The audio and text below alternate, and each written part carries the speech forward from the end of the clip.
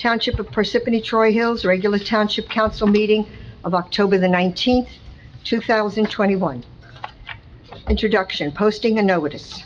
Adequate notice of this meeting has been provided in accordance with the requirements of the Open Public Meetings Law by filing the notice in the office of the Township Clerk and by posting the meeting notice on the bulletin board at the Municipal Building on December the 18th, 2020, where it has remained posted since that date.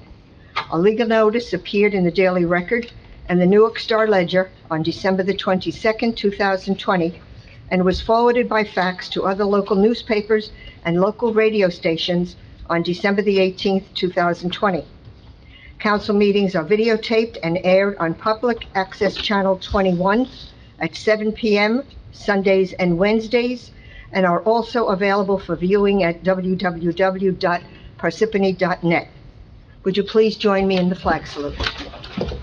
Paul? Pledge allegiance to the flag of the United States of America and to the republic for which it stands, one nation, under God, indivisible, with liberty and justice for all. Thank you. Roll call, please. Mr. Carriffy? Here. Ms. Peterson? Here. Ms. McCarthy? Here. Ms. Grignani? Present.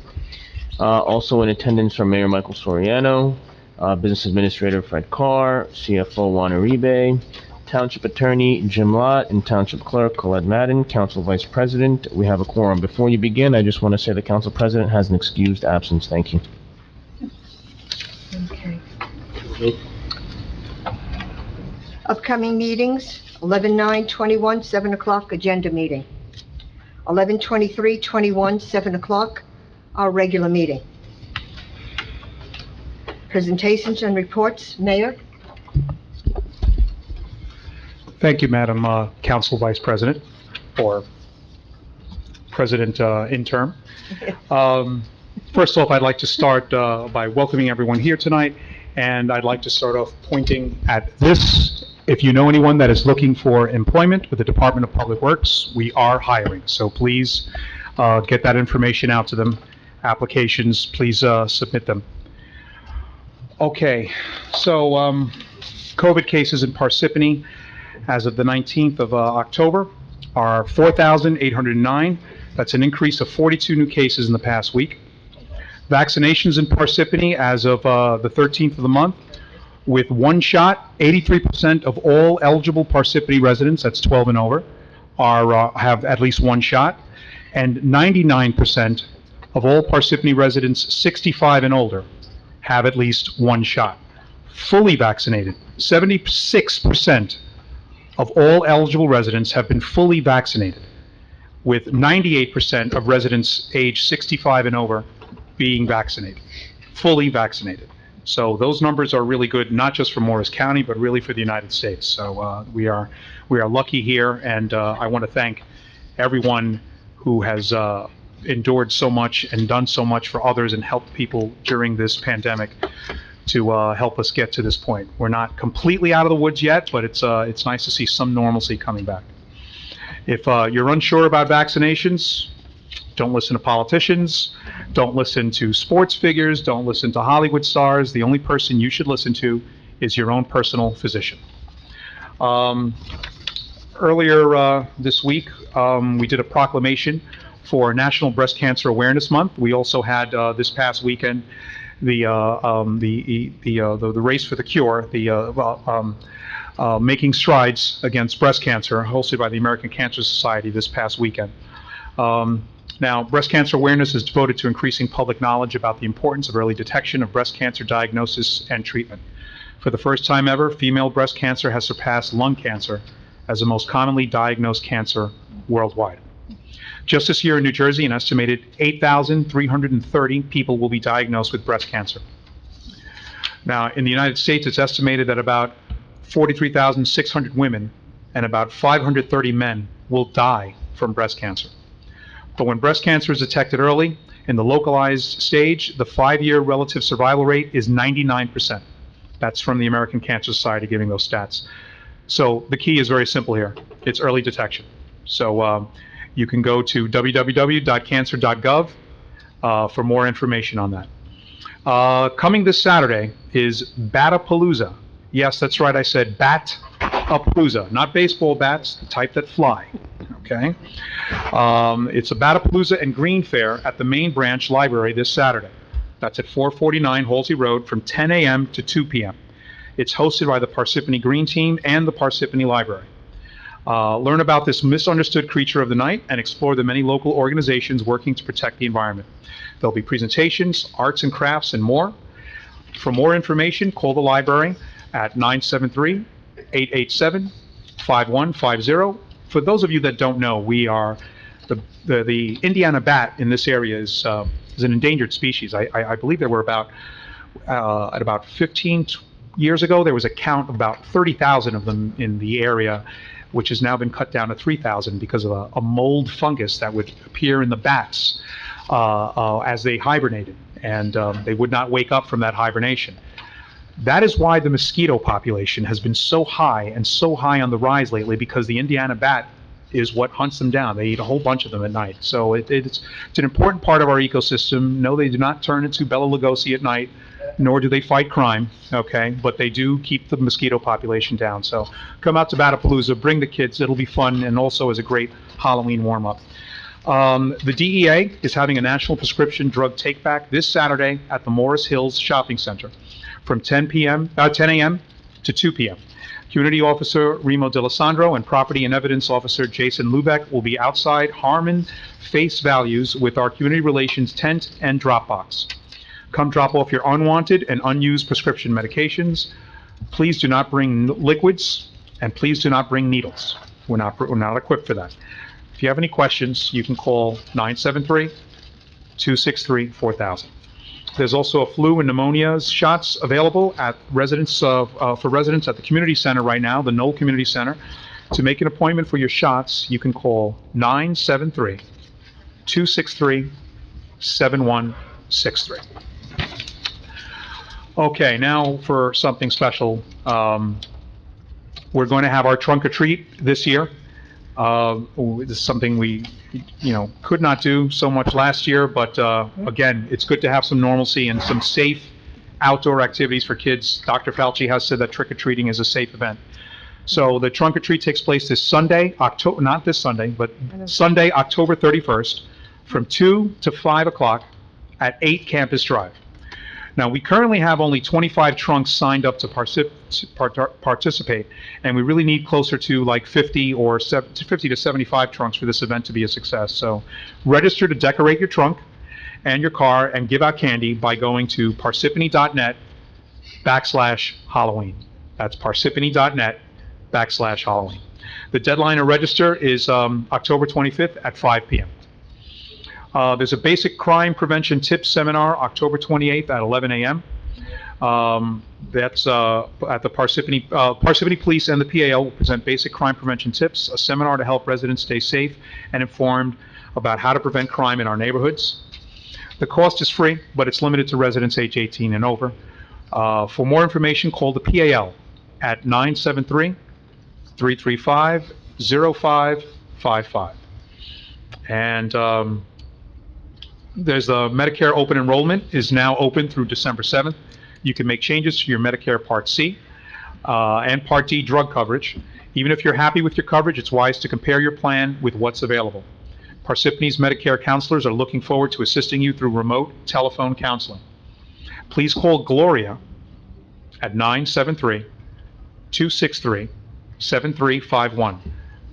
That's 973-263-7351, or Stacy at 263-7352. And now I'd like to ask the council to join me at the microphone on the floor.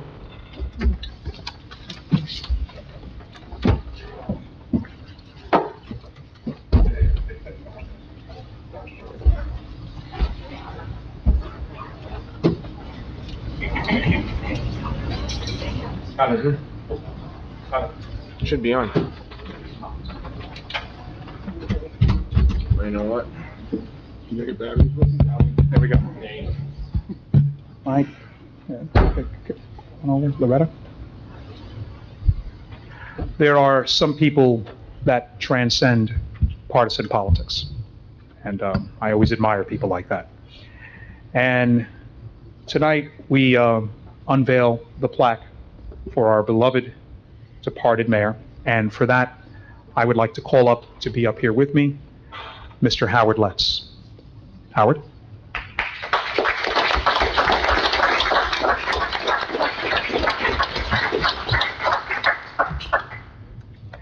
I would like to read this proclamation into the record.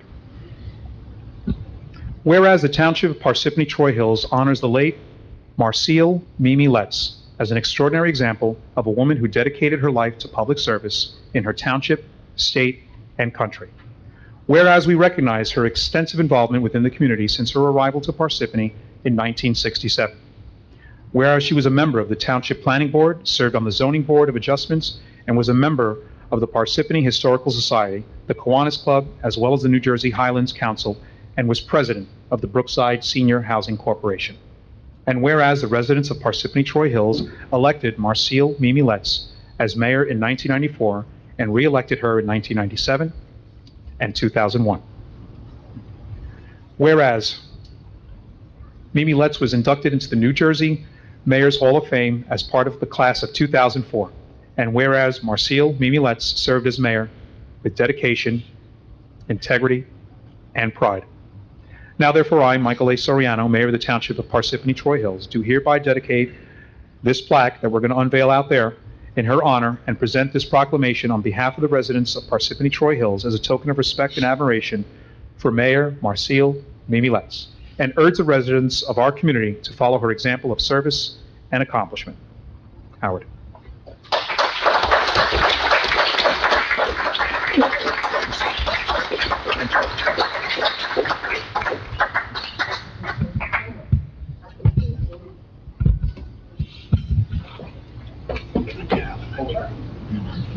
Okay, you gotta teach me how to do this. There you go. Okay, Council? Go. Go ahead. Okay. Well, I just want to thank the mayor and the council for this wonderful thing for our dear Mimi. Mayor Soriano has kind of recapped and stolen all my thunder about all the things she did in these years, but that's fine. That's no problem. I couldn't love it the way you did. That's probably true. Or you couldn't get beat up by her, probably the way I did if I did something bad. That woman cast a long shadow. For a little girl with size 4 shoes, she cast a huge shadow and all. But seriously, she, she loved Parsippany. She did many things, first as a private citizen. A few things I always mention because I think they're really outstanding. Things it amazed me she got done. One would be Brookside, the senior citizens housing over here. I honestly believe that if it wasn't for her, and I was there for those midnight talks, okay, maybe with a glass of wine to fortify us, and the fact that she got it done through troubled times and all types of stuff. One of the others, I see one of our finest in the back there, okay, is the new cop shop, okay. I remember that. That kind of gets lost in the fodder, but that was built during her time. If Chief Filipano was here, we could share stories about donut shops and things like that, but that's out of order. And maybe Veterans Park. And again, I have to admit that when she worked into this and was telling me about it, I had a hard time believing that she could do it. And as I said previously, that could be a Costco or a Home Depot or a Lowe's or a combination, maybe all three.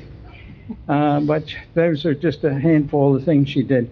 I cannot close, however, without recognizing Mary Pazicki in the back here, okay? Because if it wasn't for Mary, this might not all have happened. And I won't tell the story of how it started because it was in church, and we don't talk politics in church, okay? And as I sit here with a variety of Democrats and Republicans, I think we should all remember that Mimi was a friend of everybody. You didn't always get along, okay, but that's to be expected. But I think everybody respected everybody, tried to work together. So thank you, Mimi, for all you did for Parsippany, and I'll shut up now.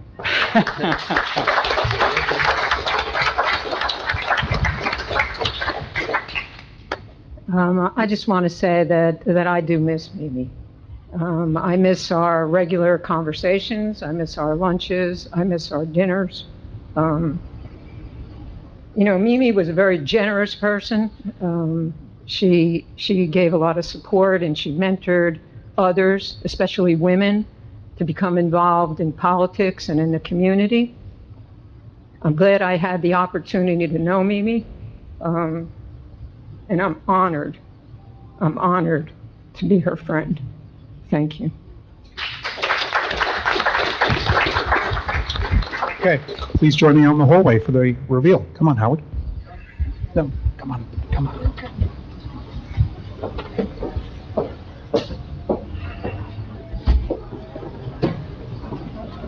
Wow, you're squeaking.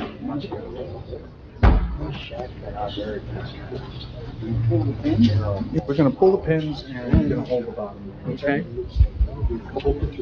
Okay.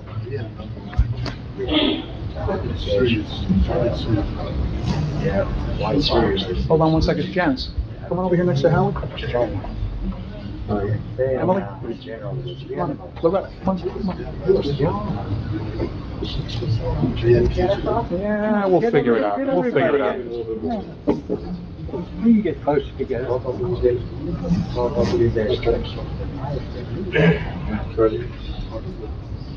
Okay, here we go. 1, 2, 3.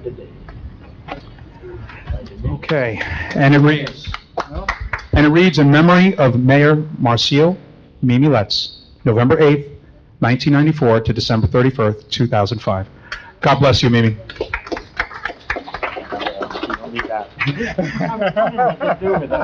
Beautiful, Ellie. Thank you, Howard.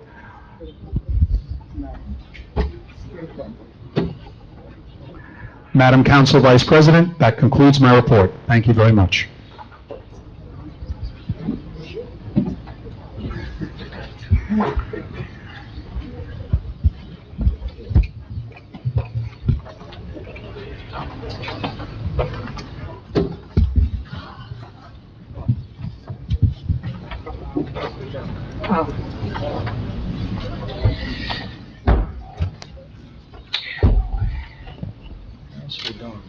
Township Council, are there any comments? Nothing from me. I have something that I'd like to ask Mr. Carr, please. Do we have COVID protocols for our employees, those that are in-house and those that go to different locations? I'm wondering if there are protocols that were given to them, and are they aware of these protocols? Yes, ma'am. So are we addressing specifically the email we received over the weekend? Yes. Yes. So the individual who went to that home is not vaccinated, is not required to be vaccinated, but did have a mask on and wore a mask during the inspection. But it did that. We've gotten phone calls in the Mayor's Action Center and in my office and subsequent emails. So the email from Saturday was not totally correct. I won't say it was incorrect, but it wasn't totally correct. The inspector did have a mask, and he did wear a mask during the inspection. What would motivate that resident to lie? I can't address that. It just There was seems an emotion, unlikely there was an emotional event. it seems unlikely that an unprompted resident would take the step to send that kind of email without some sort of initiation of something happened. Some subsequent conversation with the resident's wife, I'm told, was that the gentleman did have his mask on. But he did not have it when he got to the door, but put it on subsequently. He didn't show up at the door with his mask on, but all inspectors are required that if requested to wear a mask when they go inside. They're required or it's requested? Not required. You know, Not it's, required. you walk in with a mask on, like for here, people, it's not required, it's recommended. So we have no requirement if an inspector of any type No, shows ma'am. up at somebody's house, we have no requirement that they would have to be That's wearing. mandatory masking. Yes, ma'am. There is no mandatory masking. There is no requirement that they would, so. Correct. It is plausible then that the resident who sent this email, the person showed up at their door not wearing a mask, and there was an exchange that included the town employee saying, I don't have to wear a mask. Mr. Carr, if we're not mandating our employees to wear masks, and they don't have to be vaccinated, if that's what I understand you to say, are we testing them periodically so they are not having a COVID reaction or having COVID period? Oh, it's too late. No, ma'am. So shouldn't that be something that our health department should be looking into? I mean, if we're not requiring them to wear a mask, they don't have to be required to have an inoculation, and they're going out to the public in homes. They're wearing a mask. In this instance, we received a letter saying the gentleman did not. I think a little bit more effort on our township's part should be to have the people that are going out and are not inoculated to be tested.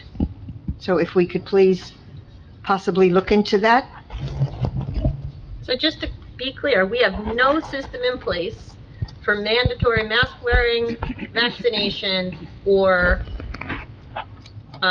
routine testing. We're following the state's guidelines. It's not mandatory. The state has not mandated testing for public employees, Councilwoman. Okay? The governor has not, the county has not. In my conversations on practically a daily basis with the health department, okay, it's still a non-mandatory requirement for public employees in the state of New Jersey, other than the state employees, as the governor has mandated. His office, I've had any of a number of meetings where it's highly recommended. I encourage people to do that. If someone gets sick, they're on their own, but there is no vaccine mandate in the township of Parsippany for our employees. And what if someone goes into a house where someone is immunocompromised and that person gets sick? Are they on their own? Ma'am, I really don't want to get into a what-if conversation, because That's what we're trying to avoid. That's what we're trying to avoid. That's why if somebody goes into a house and somebody says, could you wear a mask? Our inspectors do, but they don't automatically show up at the mask, because some people walk up and say, why are you wearing a mask? Don't you have a shot? So we've had both sides of the conversation. But with all of those regulations, why couldn't we just put a mandate and that all employees that are going into someone's home wear a mask? They do, because we're following the guidelines. Well, It's not mandatory. I know, okay? I know it's not mandatory, Yes, but ma'am. we can require that, couldn't we? We could mandate it.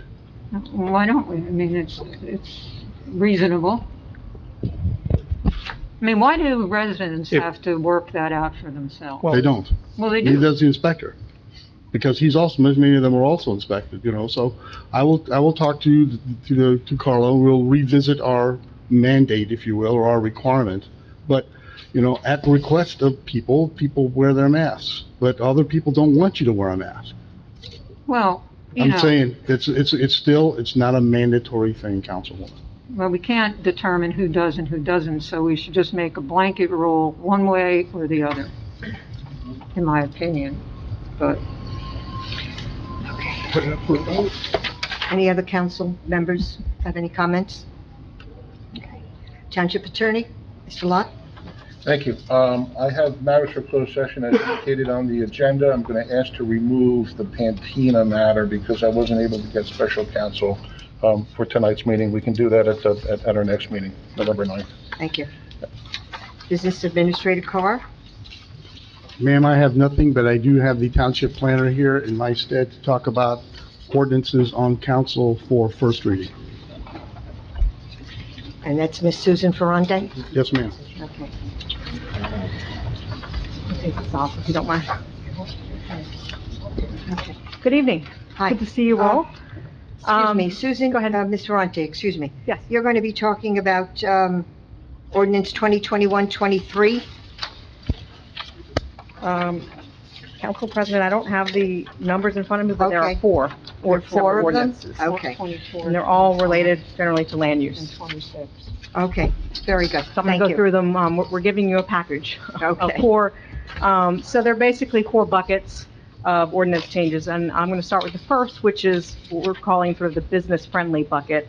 And these are all arising directly from the 2020 master plan, which one of its key recommendations was a recommended review of the permitted uses, bulk standards, and parking regulations in the business zones, basically to ensure that there are no barriers to entrepreneurship, to new businesses opening, and different types of retail opening in the township. So in particular, as part of that plan, and something that we've noticed the last few years, is that there's a lack of detail in the current code for personal services. And traditionally, personal services have meant nail salons, hair salons, pet care, dry cleaning, those types of things. They're kind of expanding in the types of uses that fall into that category. And we've noticed that not only are they not defined in the zoning ordinance, they're not sort of uniformly allowed. And there's really no provision in the current ordinance for sort of small-scale recreational instruction like martial arts, yoga, sort of one-on-one personal training, and then there's nothing for educational instruction like tutoring, test prep. These are all uses that you're seeing more and more demand for, and in a soft retail environment, they're the type of uses that you actually want to encourage, given that traditional retail is still very tough. But these are types of businesses that can compete with Amazon. You can't get a massage on Amazon, at least not yet. You can't get your hair done on Amazon. So, we think it's in the township's best interest to make sure that you're encouraging these types of uses. So what you have before you in the first ordinance on use changes in business zones, essentially we are defining personal services clearly to include the types of traditional uses, both for humans and pets, that fall into that category. We are also separately defining recreational instruction as well as educational instruction. Those sort of three packages of uses. And we are suggesting to allow those essentially in all of the business zones. What was interesting to me is that, at least the way I read the code currently, personal services are not allowed in your highway commercial districts out here on Route 46. I'm sure that there are any number of salons that are currently on Route 46, but we want to make sure that we're allowing those. The one exception of where recreational instruction and educational instruction would not be allowed is in the B4 district, which is in a couple of small pockets in Lake Parsippany. The reason being that those tend to be smaller lots, they have less off-street parking.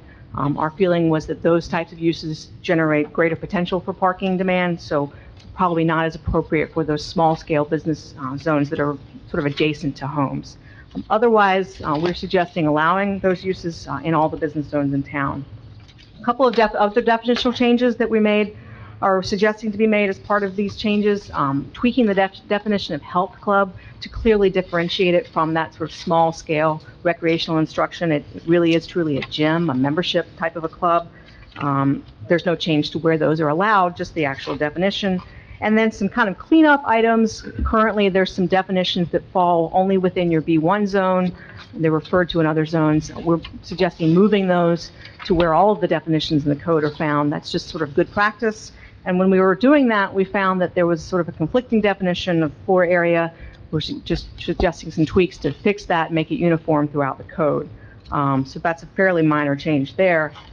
And then on parking, there's a couple of changes recommended to be more flexible in the business zones. And the first is, and again, these are direct recommendations of the master plan. The first is to update your shared parking provision. Currently, there is a provision for the sharing of parking with different uses that have different peak periods. The example given in your current code is churches versus businesses. They obviously, churches peak at Sundays, sometimes on Saturday evenings. Those tend to be different than traditional businesses. And that is the sort of traditional way of thinking about shared parking, but there's more modern thinking in terms of different types of sharing. So residential and an office is a very typical type of shared use arrangement that makes sense because of the different peak periods of those parking demands. So we're just suggesting replacing your current provision with something that's a little bit more flexible and hopefully usable by different businesses, and then allowing for off-site parking. So where you have one business that maybe can't quite meet all of their parking on their own site, but they can, through a legal arrangement with their neighbor, or maybe they have common ownership of the adjacent parcel, they can satisfy a portion of their parking within 250 feet. And both the shared parking and the off-site parking would be subject to approval by the planning board, the zoning board, as part of their typical site plan. So they would look at it, they would make sure that they were comfortable with the arrangement. There'd be some type of parking analysis that shows that it works, and it would be memorialized in their approval resolution. So that's kind of the business-friendly bucket. Then the next package is what we call the kind of the cleanup items. While we're making changes, we might as well fix some things that have come up, and a lot of these come from the zoning officer. First is a change to the schedule of area, yard, and building requirements. Apparently, there's one of the columns which deals with lot coverage, your lot coverage requirement. The way that it's currently phrased has caused some confusion. It currently says all coverage by all buildings and pavement. Now, I would read that as any kind of a structure and pavement, which is what it's intended to be, but apparently some applicants have challenged that and said, well, a deck doesn't count. Well, a deck should clearly count. So we're just suggesting making that very clear that it is all impervious coverage as consistent with the township's definition. So that's a cleanup item. A couple of administrative things. We're recommending increasing the number of copies that development applications need to submit. That's really reflecting the number of copies that we're finding that we need, partially in result of the Highlands review, which requires a couple extra copies. Recommended increase in fees that haven't been updated in a little bit of time, and we're finding that the zoning department's having to ask for more escrow and ask for upgrades to fees. And then the last one of these cleanup items is your current provision on the expiration of variances, use variances by the zoning board, provides that they expire within 180 days unless a building permit or C of O is issued. The problem is that not all applications require CO or building permit. However, all applications do require a zoning permit. So it's just a language change to make sure that we're capturing all of those types of applications. So that's the cleanup items. The next two are a little bit more significant. The first one is about electric vehicle charging parking spaces. So I don't know if you're all aware, but there has been recent state legislation, was adopted in the last month or so, that essentially supersedes local zoning across the state. It allows, as an accessory permitted use in all districts, the use of electric vehicle parking spaces. So that is on the books. It's adopted by the state. It's basically happening now. And so what we're suggesting is just the township update your ordinances to be consistent with that. If you took no action, these would still be permitted because the state's legislation overrules your local zoning. But we are suggesting using the state's model ordinance to put this in your own code as well.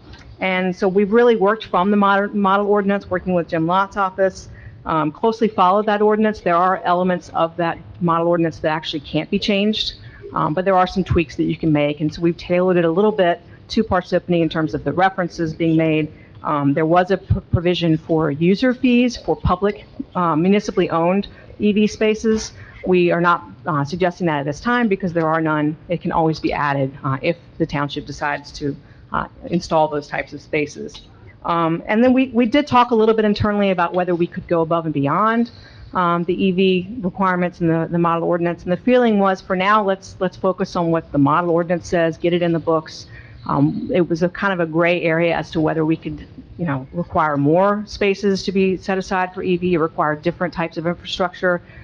There were some concerns about whether those could be enforced because currently the building code requirements have not been updated to allow for these EV spaces. So the feeling was let's go ahead and use the model ordinance for now. It can always be updated. This is definitely an evolving situation at the state level in terms of their code requirements, so we can always tweak down the line. So that's electric vehicles. And then the final bucket, which I'm going to let Jim speak to a little bit, I'll start off though, this is about mobile food vendors. Yes. And really, this arose from an application the township received for a permanent mobile food, like a food truck essentially, but it was permanent, proposed to be permanent, in the parking lot of an existing retail establishment. And kind of opened a bucket in terms of, is this allowed? Is this something the township wants? What are the issues in play? And so there was a working group convened of Riker Danzig, the township attorney, myself, Fred Carr was in that group, the health department, zoning officer, And the clerk's office, yes, thank you, I knew I was forgetting one. We talked extensively about, the different, parameters, the issues at play, and, the bottom line, and I'll let Jim speak more in detail, is to sort of take these types of uses out of zoning and put them really in the purview of the health department. Right. I'm gonna let you- I think that's a pretty apt summary of what we did here. When the clerk's office brought this to our attention, we did note, as Susan indicated, a number of inconsistencies between both zoning regulation and health regulation, and then the business general licensing regulation that the clerk's office is responsible for. So we took large sections of the existing mobile food ordinance and essentially moved them to health, where we think it's probably the more appropriate regulatory approach, since it is a food handling function. Took them out of zoning, and then also removed those provisions that related to business licensing. You still need a license to be a mobile food vendor. It's just a question of who's going to issue the license. Under the old code, you had to get a business license, but then you had to get a health license on top of that. And then there was this lingering question about what, if any, zoning approval you needed. So we kind of streamlined the process and took what we could from the existing ordinance and moved it over and put it all under health. But the essential regulatory features of mobile food really have remained. They've just been transferred to the Department of Health. Yeah, and I can say that I think the zoning department would be very happy not to have this under their umbrella and have it purely in health and in the clerk's office. Right. So that is it, and I'm happy to take questions. Yes. Susan, I know we had a discussion a while back about a reference to decks with impervious coverage, because water does go through a deck. Yep. And I know that was an issue, because there were a lot of people that were borderline on how much impervious coverage they had, but if you minus the deck, they were well under it. Right. So now you're saying we want to include the deck. They're already included now. So I know they are. Yeah. But I thought we had a discussion on that, because I don't know, Mr. Lott, if you know, I believe some other towns don't include that as impervious. Some towns exclude like half, for example. I'm not aware of many that exclude the entire deck, because it doesn't completely flow through quickly.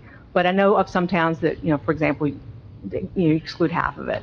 And I know that's been discussed. I think it's a discussion with your engineer probably on the stormwater side. Right. So when we adopted the new DEP stormwater management regulations, we actually closed a pretty significant loophole in the old stormwater management, which is for basically small projects.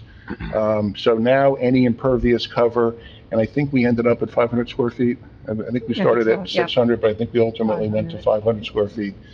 And that's when the issue arose about how to treat decks. And as Susan indicated, we were going to treat decks as impervious cover, because they do cover a substantial portion.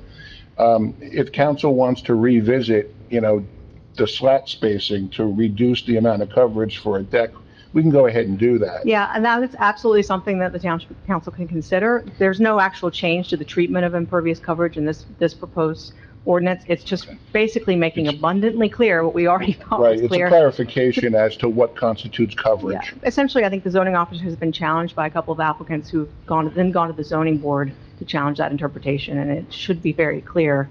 And then you can change the substance if that's something that the township council wants to do. Yeah, just to back for a minute to the stormwater management ordinance, one of the things that we heard from our zoning department was that in residential projects particularly, since we didn't have any effective measure to control stormwater, that when people did add decks, we began to get complaints from neighbors who said, after they added the deck, my yard now gets flooded, or it holds water, or I get water in the front or side yard. So the attempt when we did the new DEP stormwater management regulations, said that fast 3 times, was to go ahead and regulate those. So those projects that are over, I think it's 500 square feet, need to basically have a dry well on their property, to contain the water that would, otherwise flow if the area had not been covered. But we can certainly take a look again at the threshold. We thought that initially we wanted to adopt the new DEP stormwater management regulations because much of that DEP requirement involves green infrastructure for projects that are much larger. Right. All right, which we've done, and we said we wanted to close the loophole And if we think it's too onerous for small residential projects, we can go back. But we thought that we would try to live with it first, see what happens, and then, make any adjustments. Yeah, Yeah, and I that will was the say that thinking. you're not alone in having set that minor requirement. It's Right. been fairly typical among many municipalities that when they were grappling with how to, adopt the state's ordinances, many went beyond the state. Right. Try to I happen to capture be that. reading a code in connection with another application, not on Parsippany, that I'm handling on behalf of a private client. And in that ordinance, I was surprised to see that they exclude any driveway area, Wow, which I think is a huge loophole. really So, significant. yeah, pretty significant, right, since the project's up the street from where I live. Yeah. So, Yeah, well, it was 500 feet, I remember that. right, I think we started at 600, we ultimately ended up at 500. Right. Yeah. You know, Susan, I just wanted to ask you about vaping. Where does those shops that Oh, are vaping. vaping shops? I mean, I think there should be some regulation on that and where they're located. Is there anything in this ordinance that put some restrictions or some regulations on that? It's a good point. We hadn't really considered vaping.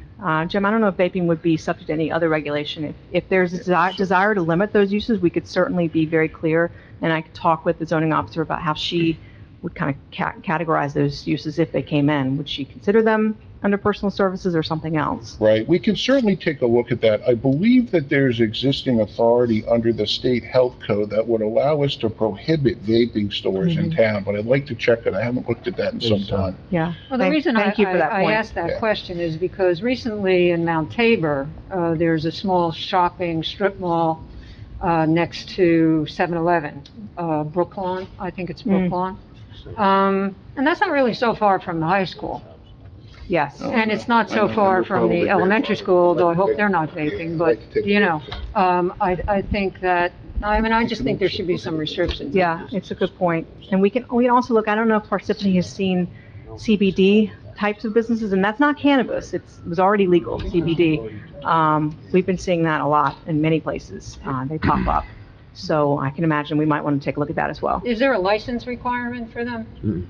For vaping? No, Yeah, For CBD. CBD, no. like Oh, for oils and CBD, stuff. no. Doesn't fall under No, cannabis. Right, no, that's unregulated. Right. So is it possible for a town to require? Not without state legislative authority. We can look at ways to regulate The only way is potentially. Now, maybe, As a health perhaps through concern? use classification. Yeah. Right. Yeah. I mean, you regulate tattoo parlors, adult uses, things like Right. that. Is it possible to look at that then? Yes, Hey, definitely. absolutely, right. Thank you. And we can take a look at vaping also if you want. Yeah, Yeah. please, yeah. Okay, great. Any other questions from the council? Thank you, Ms. Ferranti. Thank you. Thank you. Township Clerk? Yes, very quickly, not this coming, 2 weeks from now, on November 2nd, Tuesday, we have the general election. Just want to let you know, polls open 6 a.m. and they close at 8 p.m. We have 39 election districts in town. There will be a list of all the election districts and the location on the website in the next couple of days. There's also a ballot box out front if anyone wants to vote by mail. That's all I have. Thank you, Council Vice President. Township offices, committees, reports? See none. Correspondence? None. See none. Councilwoman McCarthy would like to bring up something that was not brought up during the Township Council questionnaires. There was something that came up last week about controlling caregivers for cat colonies under the trap and neuter program. And just, I think that needs to be looked at and some changes possibly made to the resolution or ordinance. I think it was an ordinance that was passed on the trap and neuter. Yes. Because I think it puts an awful lot of responsibility on the residents. We'll look at the ordinance and we're going to assemble a CAT working group, which will be composed of 2 council members, the township attorney, the BA, the mayor, and myself.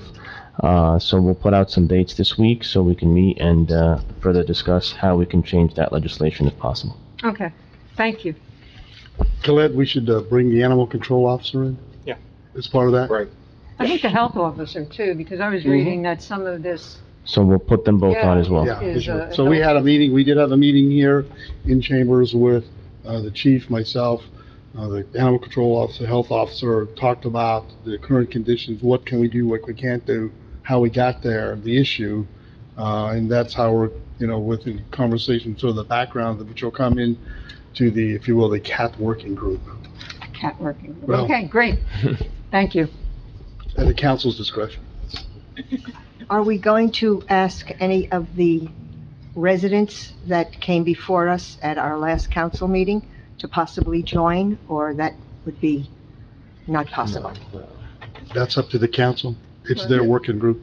Okay. Yeah, I think the first approach that I'd recommend is allow us to make a recommendation at the staff level, and then perhaps we want to go public with that and solicit some input before we actually draft an ordinance.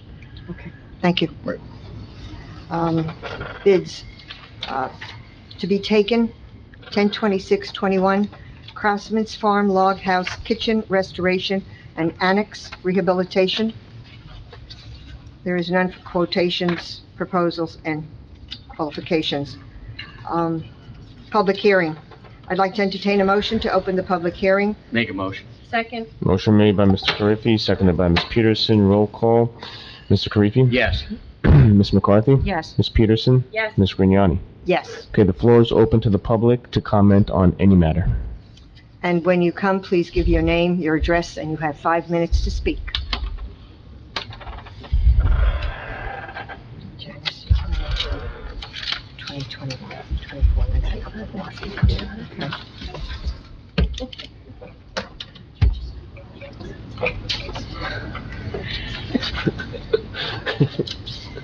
I'm ready.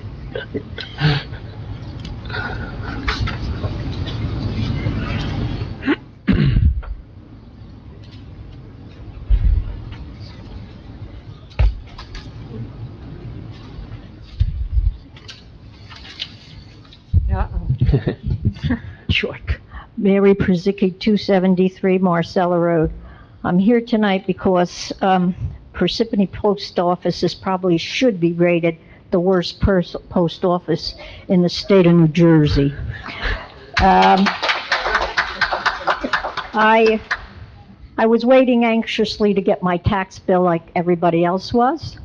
And of course, my neighbors here and myself, it didn't show up in the mail. Called the mayor's hotline, and he said that Joyce answered, and she said, give it a week, and then hopefully you'll get it. Went by, nothing came. We called again, and she says, why don't you go to the post office? We did. We spoke to the supervisor, Mr. Grimes. He looked in the back. He says, there's nothing I can do about it. We can't find it. I'll talk to the carrier. Okay?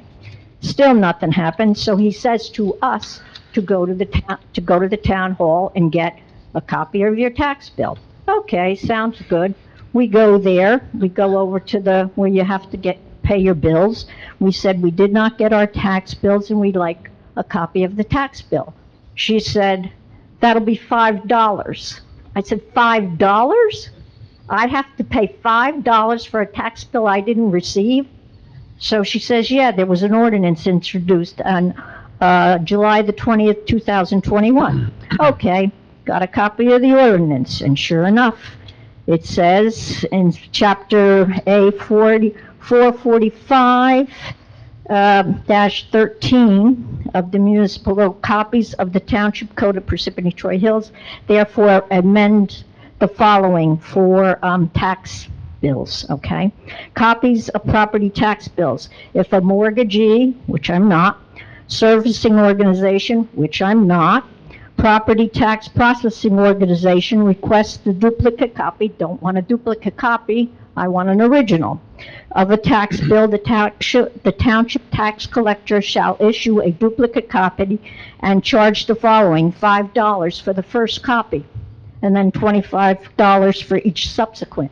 All we are asking for is our original copy, which was lost. Now, I trust you people mailed it to me, and you should trust me that I didn't get it, right? Now, they say that it's the state authorized this. The authorization of municipals to issue duplicate copies of property tax bills to certain entities. I don't consider myself an entity. I am a person. And we want our tax bills from you so we can pay taxes. I don't want to pay for a tax bill because I've got to pay the taxes. So we're here to ask you to please let people who didn't get them, because I understand in Sedgefield there's quite a few people who didn't get them, to please come to the tax office or go to there. What does it take to print out a original copy for a 51-year resident of Parsippany and us seniors? She's here for her mother and father. They just moved into their house, for God's sakes, and they don't even speak English that well. So do something. Let her be able to go get their tax bill. Mr. Lott, would you like to? Sure, I'm let me sorry. give you some background, all right? Hold on, hold on. Is that all your comments or no? Is that all your questions? Well, we ain't leaving here until we get our tax bill and don't have to pay for it. This is a Rosa Parks moment, I hate to tell you. Had a good dinner. We certainly want you to pay your tax bill. My understanding is that you did get a copy of your tax bill for free. All right? No, we didn't get any tax You haven't gotten bills. anything. Lost in the But mail. the duplicate copy was provided to you, right? Nothing was provided to us because we're not paying the $5. We want our original. All right, so, I mean, we certainly want you to pay your taxes, all right? In fact, you're legally obligated to pay your taxes. Correct, and you're obligated to send me one. Okay, so when the collector sends the tax bills, he signs a certification that says, I mailed on the following date tax bills to the following people, all right? I haven't spoken to the collector, but I presume that he's signed that certification, all right?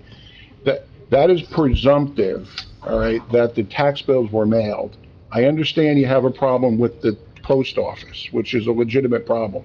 You But all from do, what- the town and me. I have my own problems with my own post office, so Okay. I'm sympathetic to you. So from the township's perspective, we mailed the tax bills, all right? If you didn't get it, that's really on the post office. Now, I can explain to you the ordinance change that was made. We had a request from the clerk's office, I guess, 2 months ago. I'm sorry, well, it came through your office, all right? So the collector said, I'm getting a lot of requests from lenders, mortgage service organizations, all right? And there's nothing in our code that permits us to charge for a duplicate. When they use the word duplicate, it's a statutory term. It's a copy of the original, okay? So and there's a state statute that allows us, township, to charge lenders, mortgage servicers, and, other people who have mortgage interest in the property for a copy of the tax bill. That's what we did. What you were told, and I don't know who told you this, but what you were told that you had to pay $5 is in error. I don't know what you were told, all right? The But lady that over there, I understand who's that. over, where you go pay your taxes. Right, and we can speak to the administrator about getting that straightened out, because they misunderstand the ordinance that was passed. Okay. Now, for residents, all right, who did not get a copy of the tax bill, I would suggest that they contact the administrator's office and we can get you a copy of your tax bill. So if we go back to the lady who was supposed to give it to us, she should give us a tax Well, bill. you have to talk to the administrator I about that. talked to but him, the mayor. Okay, well. Yeah, but he's not in charge. He doesn't do any of the hard work. He doesn't do any of the hard work. Are you in charge? No. Who the heck is in charge then? Well, Mary, now that it's been straightened out, I'm sure Mayor, tomorrow, when so- you go to get yours, you'll get your copy. So, Jim, the question is, Okay. is that We can go, mortgage, it says mortgagee, it says mortgagee. Right, which is the lender, right, or a mortgage servicer, all right? Okay, so it doesn't, so not interpreted as the person who's trying to pay. What happens if I own the mortgage?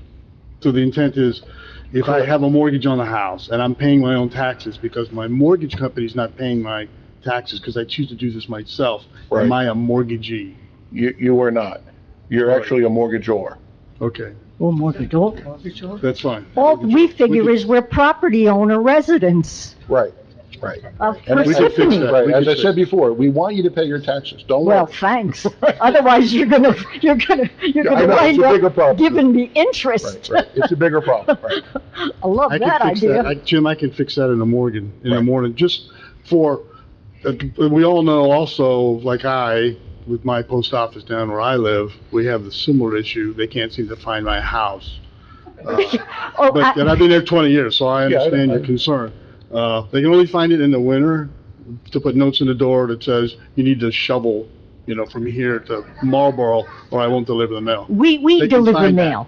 We, So, the residents. You can find this online too. Your tax bills are available free, no $5 fee, online. You go to your bill, you can see print it, and it's sufficient. Excuse me, but she doesn't have a computer. We agree. I'm just saying for Okay. general public information, if for those who have computers at home and you don't want to wait, just go on the website, print it, have a nice day. But Well, I like to come up here. We know that. And we like to see you, Mary. So we'll fix that in the morning. I'll fix that in the morning, and so that you can get your duplicates for free. Right. And the Original, please call it an original. We never, And the township, Rhonda, what you like? the township code does say that you can request any public record, all right, less than 10 pages on, I think it's 8.5 by 11. Sure. All right, for free. So, I could have had that offer, but I did not feel I should be the only one. Everybody should be able to do what I need to do. Who helped you, Mary? Thank you. Thank you, Mary, for coming up. Thank you. don't let that get around.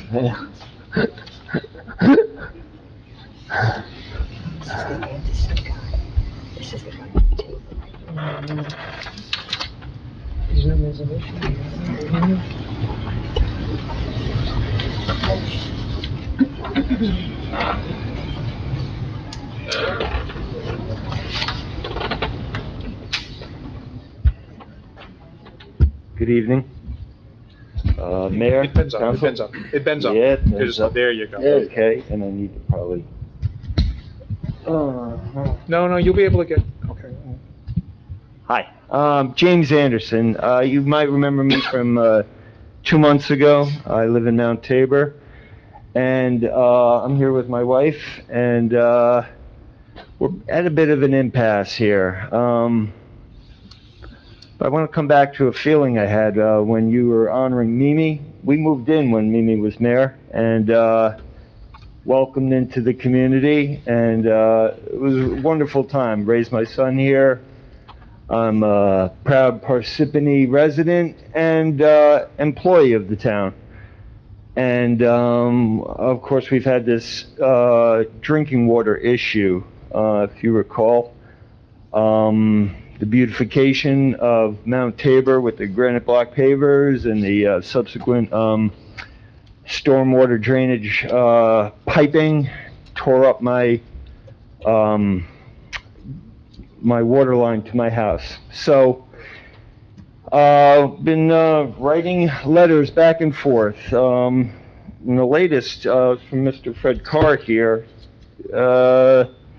saying, please be advised that any dispute between you and your neighbor, who my water line runs through his property, is on us, and that disputes between private property owners and the township takes no position with regard to any easement, there is no easement, or right-of-way, for which my drinking water line comes to my house. So here we are, and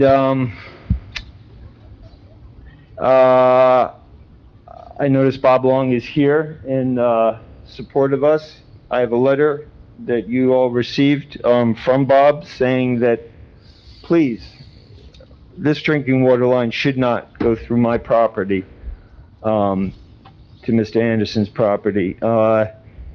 It's untenable. He's got a beautiful garden. It's a steep drop off. There's all kinds of rock walls, and the water line would not have been damaged had the Remax construction company, who won the bid, not torn it up. And it wasn't their fault really, because it wasn't on the markout. No one knew it was there.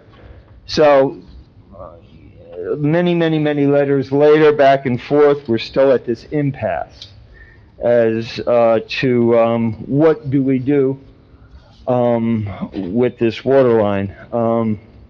Mayor Soriano had given me some good advice. He had asked the water department to not shut me down, and then it advised that I file a tort claim, which I did, and it really, we kind of knew that was a long shot. Khaled had helped me in getting all my ducks in a row here, but we're back to square one. The latest letter from Mr. Carr states that he's basically siding with that statute, and that I have to talk Bob into letting me repair this line. This will bankrupt us. We won't be able to do that. An interesting aside to this is that we live on a dead end held up by a keystone wall, which 10 years ago was repaired. It's failing. The road department's been out. We looked at the wall together, me and Sal, and who I know from union meetings, and we said, yeah, we've got to come in here, dig up the street, and repair the wall. Well, if you're digging up the street, run the line there. Sir, you have 1 minute left. Yes. It's not going to just affect our home, all right? There's 1, 2, 3 homes at the end of the street who have water lines going through other properties, like mine goes through Bob's. So we need to put this line up the street. They're going to have the equipment there. They're going to be digging up the street anyway to fix the wall. Let's get this done. Please, I beg you. I recall a few years ago, Mayor Barbario going down on one knee and handing my son the King of Mount Tabor crown. And it was a wonderful experience. And we've just, it doesn't matter which side politically you're on. This is the community we raised our son in. This is where we've made our home, and we've been threatened with homelessness now from the water utility. And I'm begging you to please step up compassionately towards a fellow Parsippany resident, okay, and a township employee, and a fireman in this town, and help this family out, and help 3 other homes out. Run that water line, please. Thank you.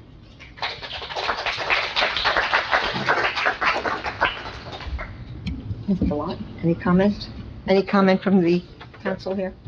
Well, the council, I will answer Yes, for please. Mr. Lott. Thank Allow you, me to Mr. practice law.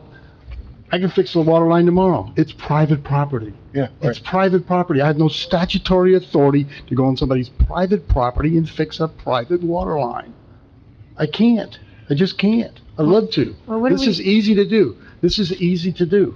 From a philosophical standpoint, it's absolutely easy to do.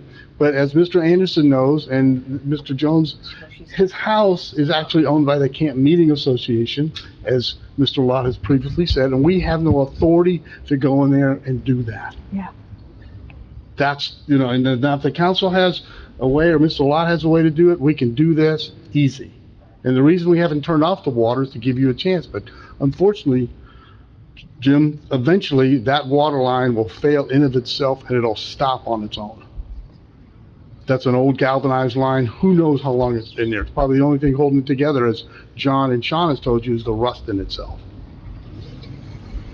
Okay. So, I don't, please. Yeah, our homes are not owned. Excuse me. Oh, I'm Kim Anderson. I live at 56 East Heading Place, and the homes are not owned by the Mount Tabor. No. You own the home, they own the dirt. Yeah, but we can, we pay taxes on the dirt. Correct, We can, build on the dirt, just like any other property Correct, owner in correct. Parsippany. Bob's property is private property, and just like you can't force him to allow you to replace the water line, we can't force him to let us go onto his property and rip it up. All we're asking is for the township to run the water line to our curb, not to the curb on a separate street. Run the water line up our street to our house. It's logical. You know, I don't know why the water line was put through Bob Long's property. I doubt anybody here does. Be that as it may, it's gotta come up the street. Simple as that. You know, it's Bob's private property. We're not gonna force him to do that. If there were a water line running through our property, and our neighbor had a water issue, you know, we would be in the same situation. We wouldn't wanna rip up our private property. So all we're asking is just to please run the water line up the street. And the timing couldn't be more perfect with the, you know, there's gonna be work done on the road because the street's collapsing. So why not put the water line up the street while the road is being worked on? So that's really all we're asking. Just run it up the street like in any normal situation. So that's all. Thank you. Thank you. Thank you. So, Mr. Carr, is the street private property? I was just gonna ask that question. No, the street's Parsippany property. It's public right of way. It was dedicated to the township. So what is preventing us from including a new water line in the street repair? I can't answer that question right now. Enough money? We haven't looked into that, okay? Can you put that on the top of the agenda, please? We will do that. I believe when the water department, when water utility looked at this, there were some other water operational issues that did not make the extension of the line. Feasible. So, you know, I will get that information to the council, okay, on this, our specific water issues, to connect their house. Yeah, one final, I haven't heard anything about there being issues with not being able to put it up the street, so if there is something to do with that, we'd like very much to know about it, because if you can't run a water line up the street, our house is basically worthless. Who's gonna buy our house if, you know, Mr. Carr, if you're there's gonna no be water? checking into this? Yes, ma'am. Thank you. Yeah, Thank you. particularly with that wall that needs to be Yeah, done. It the may street be an light. opportunity. Yeah. So, Yeah, I mean, we can Well, send hopefully- people to outer space. I think you could put a water line up the street. So, but thank you for listening. I appreciate Private it. company doing it.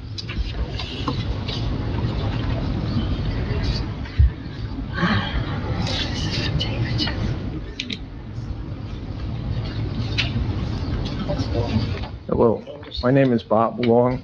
I live at 55 North Place. Kim and James are my neighbors. Their son is my neighbor. There's no dispute between us. Well, most of you, maybe all of you, are homeowners. When you bought your house, did you check where your water turnoff was? Did you? Now, have any of you seen the property in question? No, I haven't. Nobody. Okay. Maybe that's something we should do. yeah. All right, so I've lived in this house 34 years. Maybe 25 years ago, we did some excavating outside. I had underground come out. They didn't come up with any of these pipes. But we excavated, and there was an old pipe through my yard, which underground didn't detect anything, so I wanted to remove it. It was above ground, and I started cutting through it. All of a sudden, high-pressure gas pipe to James and Kim's house before they lived there. Gas company came out, put a bicycle patch on it. Within 3 months, they came up and ran a gas line from the corner of Wesley Place down East Heading. Nobody had to fight with them. They knew that it wasn't right to have a gas line to their house running through my yard. Do any of you know where your pipes run from? Have any of you looked? Why would James and Kim be any different than you? Everybody has an expectation that their connection is in a street adjacent to their house. That's incontrovertible.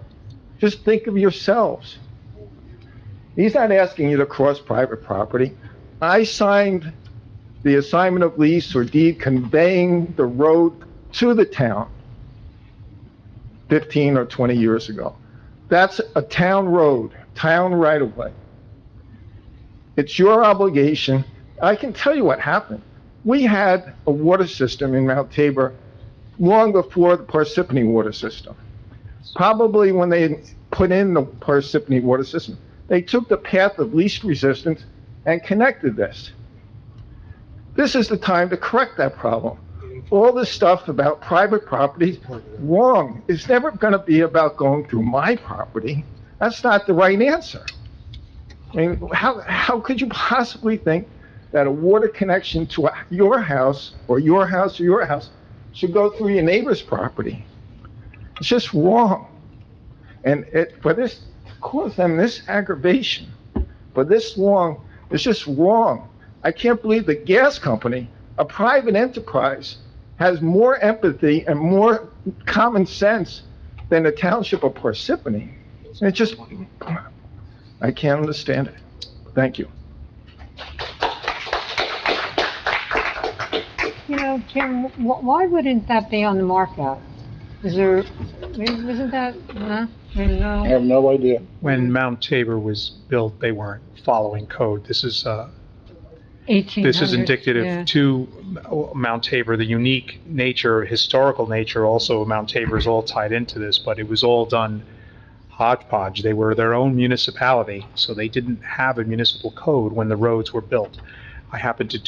We do know where the markouts are in a lot of our neighborhoods because they're, by code, they're running through the street. They're not running through neighbors' property. But in Mount Tabor, those rules are different, and we had to take it, it was incorporated years ago to become part of the township of Parsippany. One of the last sections, or the last section of Parsippany, to become part of Parsippany. So, adopting that was, that changed things. But, there's a lot of pre-existing conditions which do not follow code or compliance, where it's, this whole thing between the camp association and the township. What I am curious about, Mr. Anderson, and I'd like to talk to you about this off book, is your tort claim with your insurance company.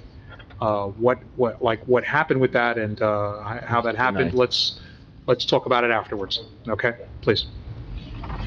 Okay. All right. And typically, the township's responsibility for any water service stops at the curb box. Yeah. Which is usually within the public right-of-way. And in this instance, we don't have that. No. Well, you have a public right-of-way, but the actual service line is on private property. We're right now doing a new water main in Lake Hiawatha, and it's like $750,000 for, I think it's less than a mile. It's just actually just a couple of blocks. It's an expensive endeavor. But it is something we're going to look at. Yeah, let's see if this township can help this family, please. Okay. Sir, do you know about how many feet we'd be talking about here? Well, if I mean, I'm just trying to gauge. In the based on what record, mayor just said come up about to the mic. mile. Do you have a rough estimate about how many feet it would be? Well, we'd love for you to come out. In fact, we had my wife's garden was on the garden tour just a couple of weeks ago, but it's probably less than 400 feet. Okay. Thank you.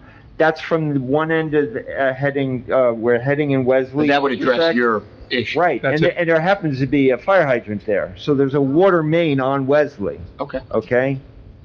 All right. Mr. Anderson, what is your address, please, again? 56 East Heading Place. Mm-hmm. But we all pick up our mail at the Tabernacle at the post office. That's Yes. P.O. Box 482. Okay. Thank you very much. Thank you. you. Thank you so much. Okay. Anyone else would like to come forward and speak? There's people. Hi.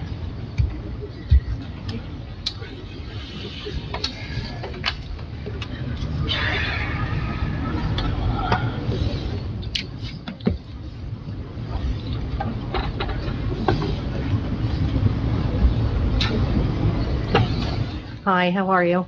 Hello. My name is Doris Martin, and I live at 8 Cherry Lane. I've been a resident since 1987. I'm here tonight because I made a call to the Mayor's Action Center on 927, and I'm still waiting a call back. I haven't gotten any answers through that route, so I decided to come here and try to get some answers. What I'm hoping to get is an honest, open dialogue and no politicization or emotional responses. I've heard a rumor, and I want to address it tonight. I'd like to know that since August, Mayor, has Parsippany had Afghan refugees resettled into this township? Do you have any other questions? Do you have any other questions? You have 5 minutes, so Has present your... Parsippany made an agreement to have future resettlement of Afghan refugees? If so, how does that agreement come about? Is it from the federal government? Is it a township decision? Is it based on the governor's mandate? This rumor, was there a notice sent out to local police departments advising them that this was going to happen?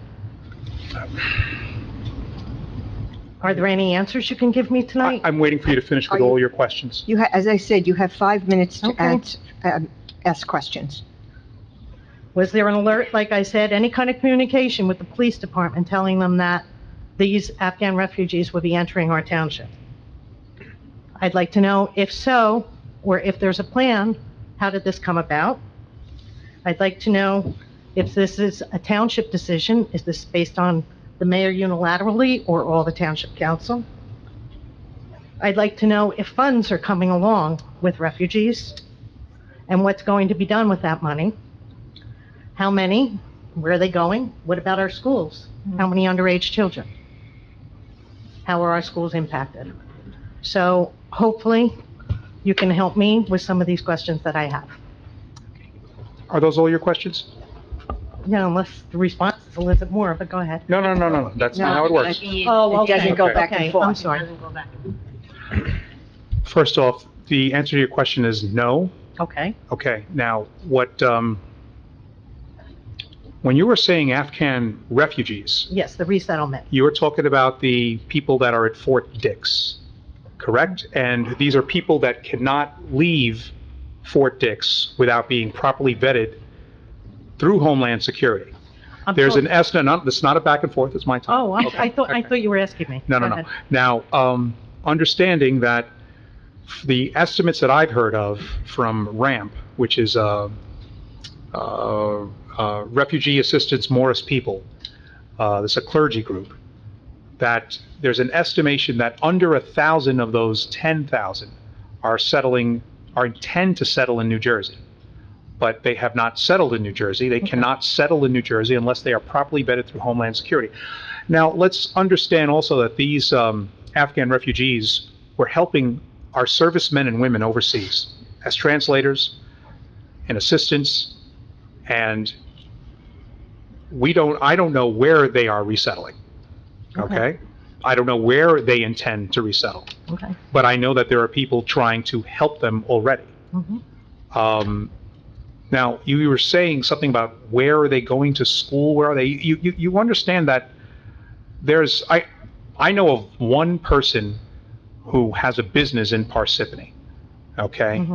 That was a translator for JSOC. Do you know what JSOC is? No. That's the Joint Special Operations Command. This is the Navy SEALs, United States Marines, and the Green Berets. These are the toughest of the toughest, the 1% of the 1%.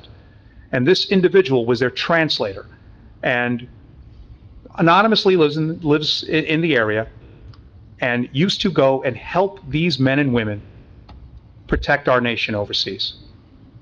This is what you're talking about with these Afghan refugees, and I really think, if we're going to get very serious about this, I could understand to a certain degree some of the fear that happens from this, but these people have helped our United States military, and we made promises to them as in a country.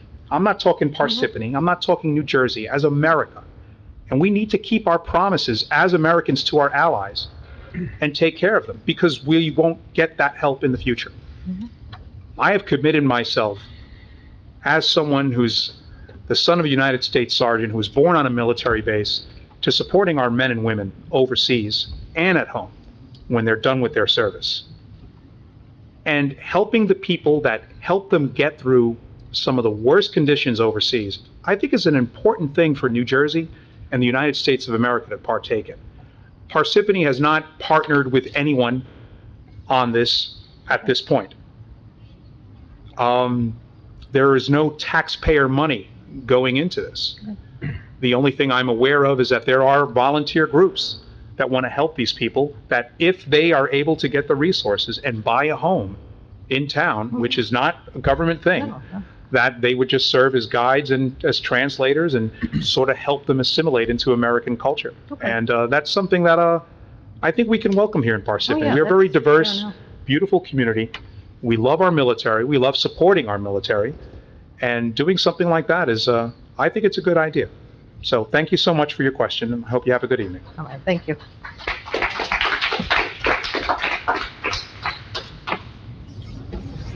I keep forgetting she has two first names. It's Kelly. She has two first names. She has two first names. I'm gonna write those down. Yes.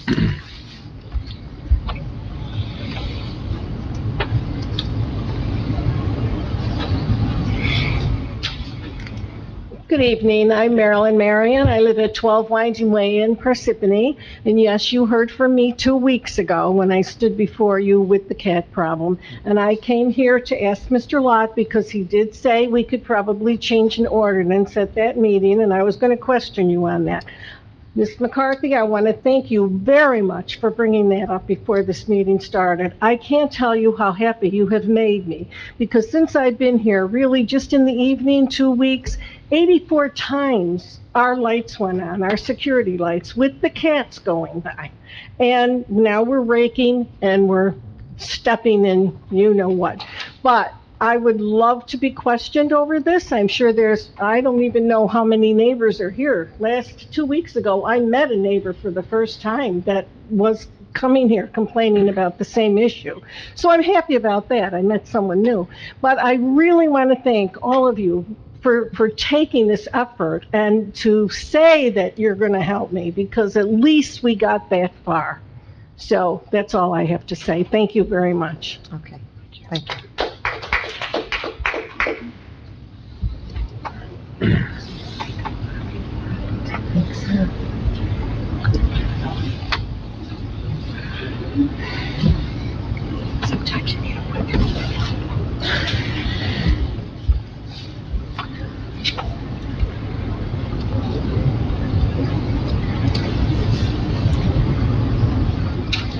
Good evening. My name's Gary Wank, and I live at 9 Laurel Drive, 3 houses up from where the cat problem is. I have a picture here that on October 12th, at 5:53 a.m., my ring goes off. I watch his cat walk around my front stoop, sniff my, just bought him, mums, turns around, and squirts on my mums.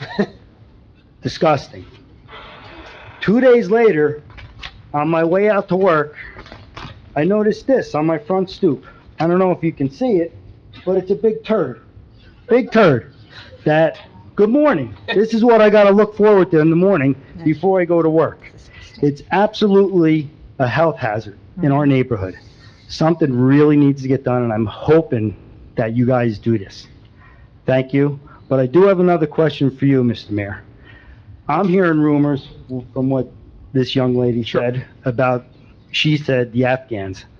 I'm hearing it's the people from the southern border that are coming up here, the Haitians, all them, and they are being housed in all the hotels around here that are vacant. I'd like to know if that is true. Thank you. I can't answer that. Don't even believe we're discussing this right now, or that this is being brought up in council. No. No. I love a good rumor. But I'm very curious where you got that rumor from. Thank you. Anyone else would like to come up and speak? Oh, let's see. I believe you. Where's he?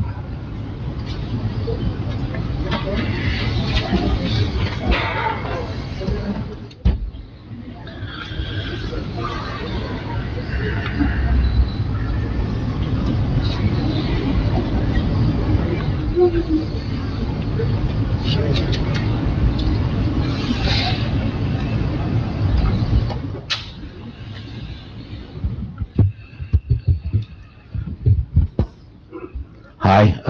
my name is Bob Venezia. I live at 102 Brooklawn Drive. I watched last Thursday's mayoral debate, and for the most part, it was a very positive event. The candidates did not interrupt one another. They adhered to the time limits, and they actually answered the questions that were asked.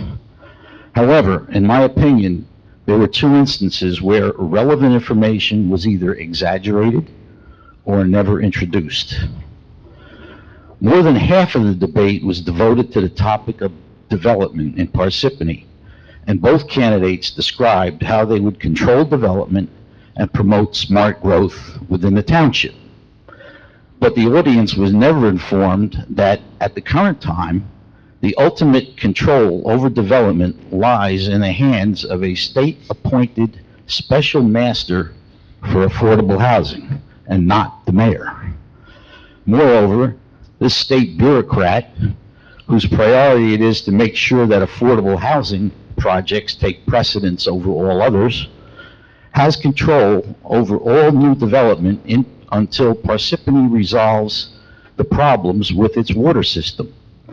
Now, before anybody gets alarmed, I want to state up front that the quality of the drinking water in Parsippany is fine. Our water system does not have quality issues, but it does have quantity issues. Without clear facts, I can't say for sure how bad the problem is or how long it's going to last. In another part of the debate, Mayor Soriano correctly stated that former Mayor Barbario transferred $9.5 million from the utility surpluses to the general budget in order to keep taxes artificially low. Had he stopped there, I would not have an issue. But Mayor Soriano went on to make an exaggerated claim that his administration put an end to these one-time budget gimmicks. It is true that the utility surplus transfers ended in 2021, but the mayor can't take credit for ending that gimmick. In reality, there was no money left in the utility surplus funds that could be transferred. The mayor also forgot to mention that his administration used the same utility transfer gimmick in the amount of $8.3 million before the surplus ran out. In addition, in 2021, there were two attempted budgetary gimmicks that failed and another one that was implemented. The current administration tried to borrow $5 million in COVID relief funds, but the number was drastically reduced by the state because only $2.3 million could be justified. The administration also tried to add $1.1 million in revenues to the general budget by eliminating the reserve fund that the budget is normally required to retain. That idea was rightfully rejected by the council. The one gimmick that was successful was an $800,000 transfer from the tax assessor's tax appeal reserve to the 2021 general budget. Again, these are just several items that, in my opinion, should have come up at the debate, and they didn't. So, thank you. Thank you for coming up, Bob. Anyone else care to come up?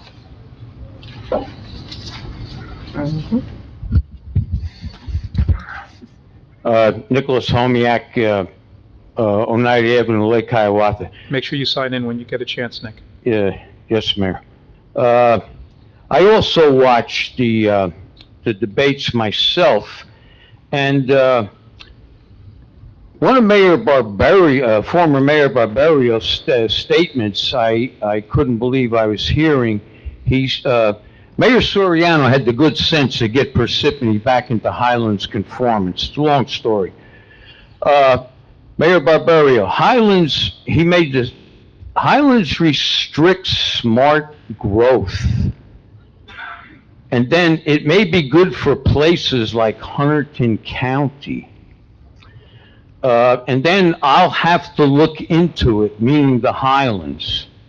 And I guess we're in Highlands. Are we in Highlands? I guess it has its pros and cons.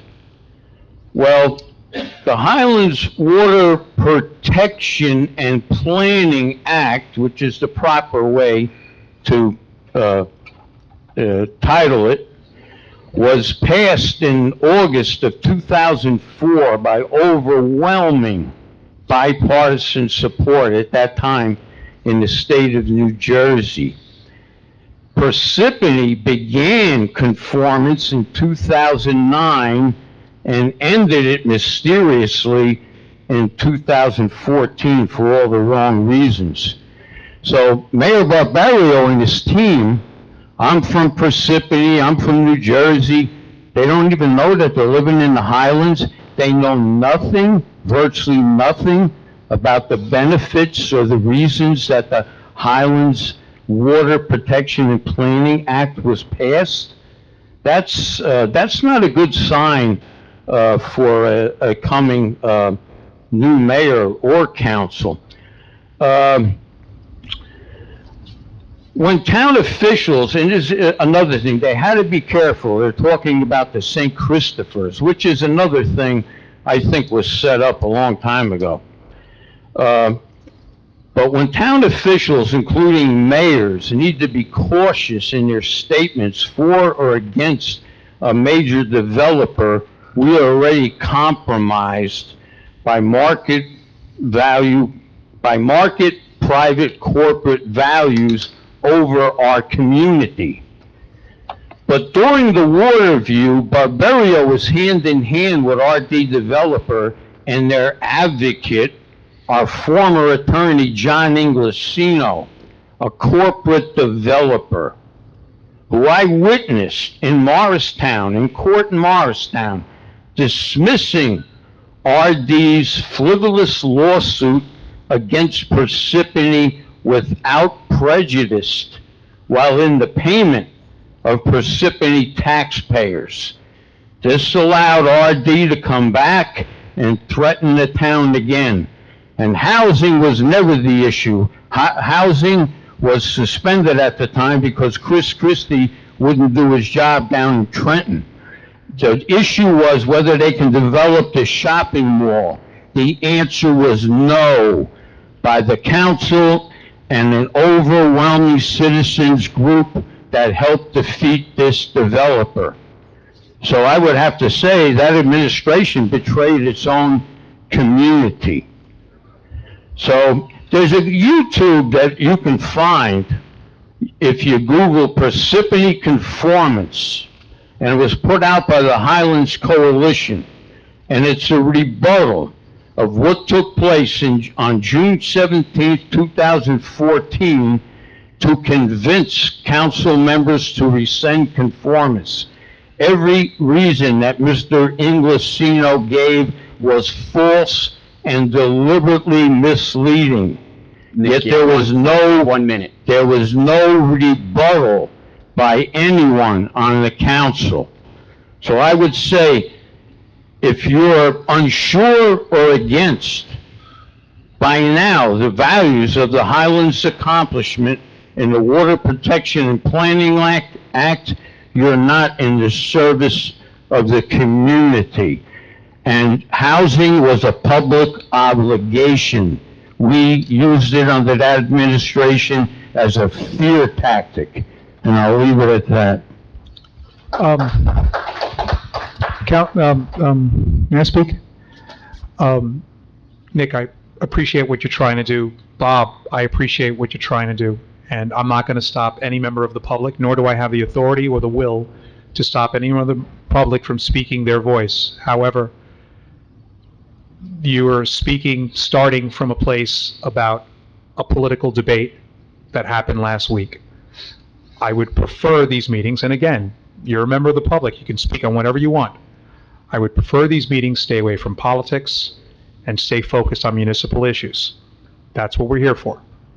Okay? So thank you very much. Well, I'm not that tall. You're good enough. Okay. I know, and you're allowed to. With regards to the gentleman that just spoke. Excuse me, your name and... Oh, yeah, James Barbario, 137 Minnehaha Boulevard, Lake Hiawatha. With the gentleman that just spoke with regards to Waterview, I wasn't going to speak tonight, but when you have individuals come up and give misinformation out, and most people that know me, though, I'll come up and I'll give you the actual information. Mr. Homiak made a comment with regards to Waterview.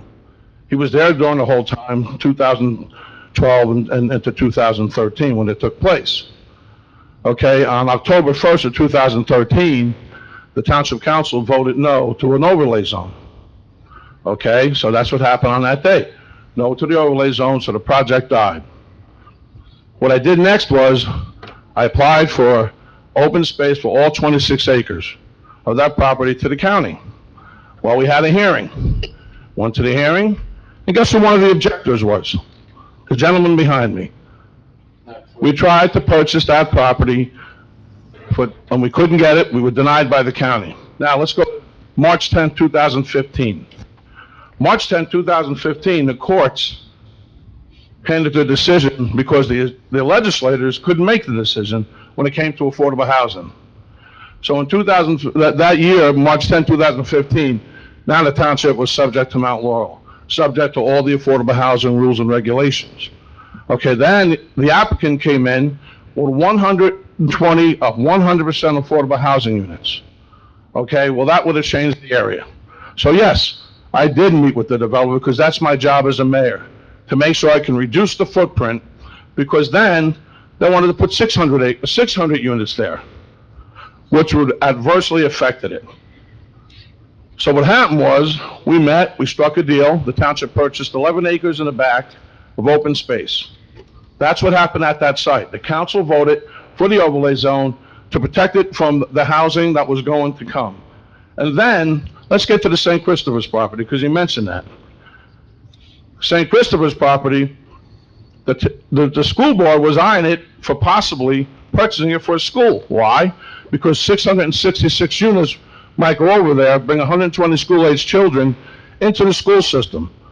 You would have to build another elementary school. That's anywhere between 50 to 60, maybe even $70 million. That's exactly what happened. That's what happened on that site. That's what took place. And the council did the right thing for voting for the overlay zone only because what would have went there. So that's exactly what happened. We did try to purchase it. There was 2 objectors there that day. They objected to the fact that we wanted to purchase it because it got, like the mayor said, it got real political at that time in 2013. It was very political. But we had to do what we had to do, and there's no housing over there. It went from $128 a year in revenue to $1 million a year in revenue, and there's no housing, no school-aged children. That's exactly what took place. Thank you for your time. Not true. It is true. It's not true. And I do have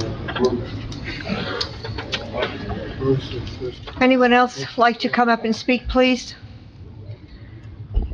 Seeing no one, I'd like to entertain a motion to close. Make a motion. Second. Motion made by Mr. Karifi, seconded by Ms. Peterson. Roll call. Mr. Karifi. Yes. Ms. McCarthy. Yes. Ms. Peterson. Yes. Ms. Grignani. Yes. Okay, the floor is closed. Ordinance 2021:23, an ordinance of the Township Council of the Township of Parsippany Troy Hills, Morris County, New Jersey, amended Chapter 225, Land Use, Subdivisions, and Site Plans, and Chapter 430, Zoning of the Township Code. Be it resolved that the above ordinance be introduced, read by title, passed on first reading at a meeting of the Township Council in the Township of Parsippany Troy Hills, held on October 19th, 2021. And that said ordinance be further considered for second reading and final passage at a meeting to be held on November 23rd, 2021 at 7 p.m. prevailing time or as soon thereafter as the matter may be reached at the municipal building in said township, at which time all persons interested shall be given an opportunity to be heard concerning said ordinance. Be it further resolved that the clerk be authorized and directed to advertise said ordinance with the notice of introduction thereof being published in the official newspaper according to law. Motion to approve the above resolution by myself. Second.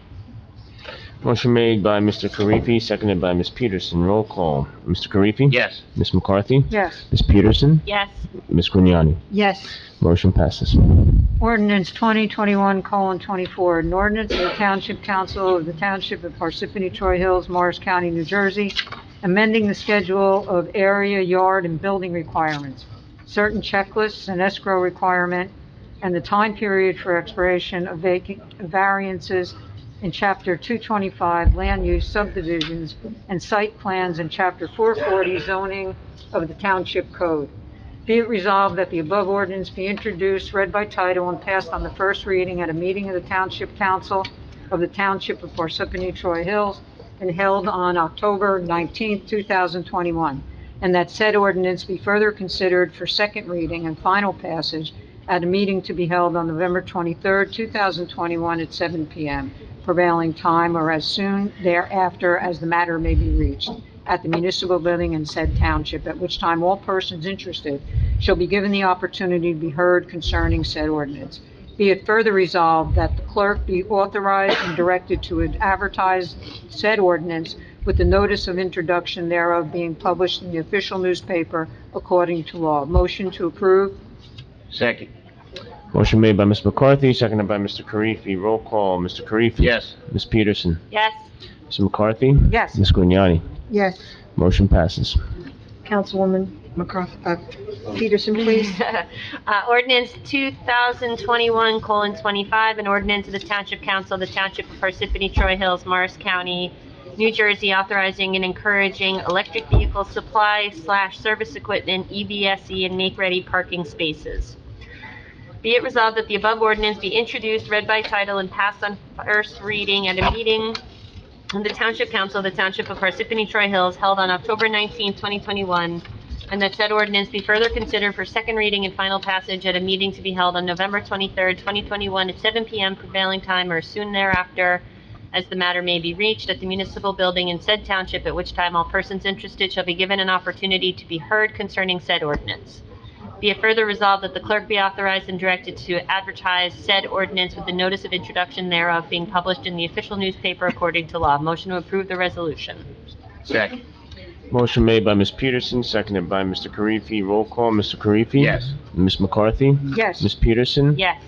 And Ms. Grignani. Yes. Motion passes. Ordinance 2021:26, an ordinance of the Township Council of the Township of Parsippany Troy Hills, Morris County, New Jersey, amending Chapter 180, Retail Food Establishments, at Chapter A445, Fees, compilation of the Code of Parsippany Troy Hills to regulate mobile food vending establishments, and amending Chapter 430, Zoning to eliminate mobile food vending establishments from this chapter and to clarify certain definitions. Be it resolved that the above ordinance be introduced, read by title, and passed on a first reading at the meeting of the Township Council of the Township of Parsippany Troy Hills held on October 19, 2021, and that said ordinance be further considered for second reading and final passage at the meeting to be held on November 23, 2021 at 7 p.m. prevailing time, or as soon thereafter as the matter may be reached at the municipal building in said township, at which time all persons interested shall be given an opportunity to be heard concerning said ordinance. Be it further resolved that the clerk be authorized and directed to advertise said ordinance with the notice of introduction thereof being published in the official newspaper according to law. Motion to approve the above resolution by myself. Second. Motion made by Mr. Karifi, seconded by Ms. Peterson. Roll call, Mr. Karifi. Yes. Ms. McCarthy. Yes. Ms. Peterson. Yes. And Ms. Grignani. Yes. Motion passes. Second reading and public hearing, none. Non-consent agenda. Councilman Carriffy, would you please do 157 and 158? Sure. Resolution R 2021-157, special item of revenue in the budget, Chapter 159, ANJEC, Open Space Stewardship Grant. Motion to approve the resolution made by myself. Second. Motion made by Mr. Karifi, seconded by Ms. McCarthy. Roll call, Mr. Karifi. Yes. Ms. McCarthy. Yes. Ms. Peterson. Yes. Ms. Grignani. Yes. Motion passes. Resolution 2021-158, special item of revenue in the budget, Chapter 139, 2021, Drive Sober or Get Pulled Over Grant. Motion to approve resolution made by myself. Second. Motion made by Mr. Karifi, seconded by Ms. McCarthy. Roll call, Mr. Karifi. Mr. Karifi? Yes. Ms. McCarthy? Yes. Ms. Peterson? Yes. Ms. Grignani? Yes. Motion Council- passes. Councilwoman Peterson, would you do 159, 160, please? Absolutely. R 2021-159, special item of revenue in the budget, Chapter 159, American Endowment Foundation Grant. Motion to approve the resolution above. Need a second? Second.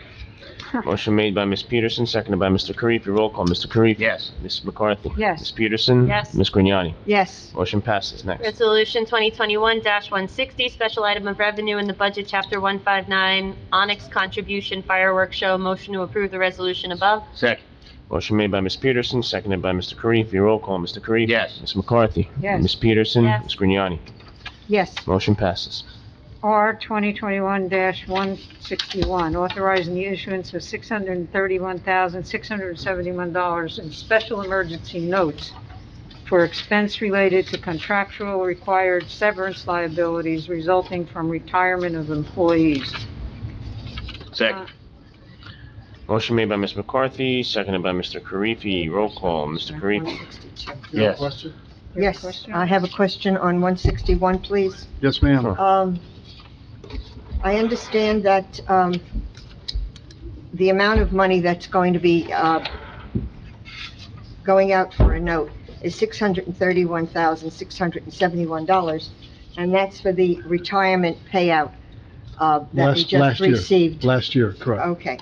Are there any other monies that are going to be asked to, go into this, note, this bond? Is it, so that's the only amount of money, or do we have more that we're asking for, more funds that we're asking for, Look, bond council to look so- into?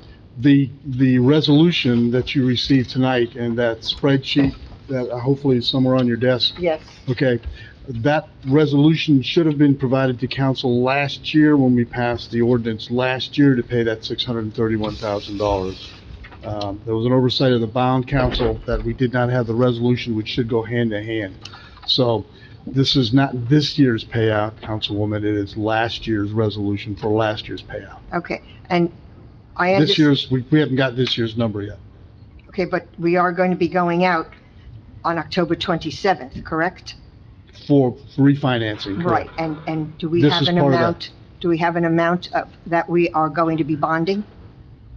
One, Yes, ma'am, we do. It is approximately $56 million. All right, and that entails sewer, water, Knoll? Yes, ma'am. Okay, Plus the general capital fund. yes, and also the special emergency note of 3 million, correct? Yes, ma'am. Okay, So this is part of the proceedings in order to fund the refinancing. okay, and we are not asking for a bond rating, correct? No, ma'am. At this point in time, it's not a good idea to do it that way. So the way we're managing it is away from ratings and all of that.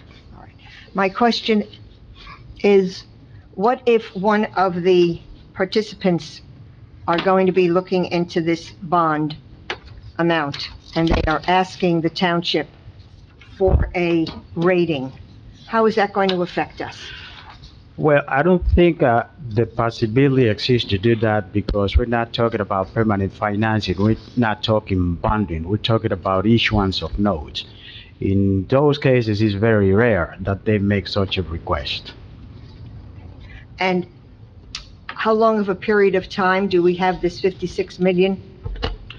It's going to be rolled over for just 1 year, expecting that the market conditions and the finances of the township improve. Once we have the indicators that we need, then we're going to proceed with permanent financing via bonding. Okay, thank you very much. You're very welcome. Can I just ask why you talked about the bond rating and you don't think it's a good idea to go out for that at this point? Why is that? Well, we have the pandemic effect nationwide. At this point, majority of towns that don't have the immediate needs to go for bonding would avoid getting ratings because the loss of revenues carved on the level of fund balance, and that's not beneficial when it comes to bond rating. Okay, thank you. Any other discussion? None? Okay, so we had a motion by Ms. McCarthy, seconded by Mr. Karifi. Roll call, Mr. Karifi. Yes. Ms. McCarthy? Yes. Ms. Peterson? Yes. Ms. Grignani? Yes. Okay, next. R 2021-162, authorization to cancellation of the balance on unfunded improvement authorization. Second. Motion made by Ms. McCarthy, seconded by Mr. Karifi. Roll call, Mr. Karifi. Yes. Ms. McCarthy. Yes. Ms. Peterson. Yes. Ms. Grignani. Yes. Motion passes. Consent agenda, be it resolved, all items listed with an asterisk are routine and non-controversial by the Township Council will be approved by one motion. There will be no separate discussion on these items unless a council member so requests, in which case the item will be removed from the consent agenda and considered in its normal sequence on the agenda. Motion to approve the consent agenda made by myself. Second. Motion made by Mr. Karifi, seconded by Ms. Peterson. Roll call, Mr. Karifi. Yes. Ms. McCarthy. Yes. Ms. Peterson. Yes. Ms. Grignani. Yes. Motion passes. Approval of the payroll and bills list. CFO Juan Uribe recommends authorization for payment, authorization of payment of the October 15th, 2021 regular and miscellaneous payroll estimated at $1,600,000. And two, payment of the bills from voucher list of 10/15/21 to 10/17/21 is $1,973,100.92. Motion to approve? Second. Motion made by Ms. McCarthy, seconded by Ms. Peterson. Roll call. Mr. Karifi. Yes. Ms. Grignani. Yes. Ms. McCarthy. Yes. Ms. Peterson. Yes. Motion passes. Councilwoman. Yes, executive session resolution. Whereas the Open Public Meetings Act, PL 1975, Chapter 231, permits the exclusion of the public from a meeting in certain circumstances, and whereas the Township Council is of the opinion that such circumstances presently exist, and whereas the Township Council wishes to discuss attorney-client privilege litigation superior officers, PBA 131A, Karifi Perk, and grievance matters in Karifi versus Township of Parsippany Troy Hills et al., Karifi 1, attorney-client privilege leasing of public property, contract negotiations, Mount Tabor Fire Department, EMS Bay. And whereas minutes will be kept, and once the matter involving the confidentiality of the above no longer requires confidentiality, the minutes can be made public. Now therefore be it resolved by the Township Council of the Township of Parsippany Troy Hills that the public be excluded from this meeting. Motion to adjourn into closed session. Okay, motion made by Ms. Peterson, seconded by Mr. Karifi. Roll call, Mr. Karifi. Yes. Ms. McCarthy. Yes. Ms. Peterson. Yes. Ms. Grignani. Yes. Okay, we're gonna go into adjourn in closed session. We don't anticipate any action will be taken for the public. Motion to come into open, to come into... Reconvene to open session? Yes. Second. Motion made by Ms. Grignani, seconded by Ms. Peterson. Roll call, Ms. McCarthy? Yes. Ms. Peterson? Yes. Ms. Grignani? Yes. Okay, can I get a motion to adjourn the meeting, please? Motion. Second. Motion made by Ms. Peterson, seconded by Ms. McCarthy. Roll call, Ms. McCarthy? Yes. Ms. Peterson? Yes. Ms. Grignani? Yes. We are adjourned. Have a good night, everyone. Good night. Thank you, thank you. Fred, I'm a little concerned about